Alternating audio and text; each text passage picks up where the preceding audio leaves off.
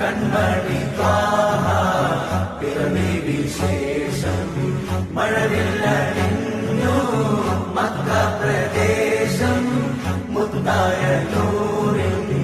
ഭൗമപ്രവേശം സല്ലല്ലാഹു അലൈഹി വസല്ലം സല്ലല്ലാഹു അലൈഹി വസല്ലം സല്ലല്ലാഹു അലൈഹി വസല്ലം സല്ലല്ലാഹു അലൈഹി വസല്ലം. സ്വർഗം താഴെ ഇറങ്ങി ആകാശങ്ങളൊരുങ്ങി ആമിന ബീവിക്കോമൽ പൂമോൻ പുഞ്ചിരി തൂകി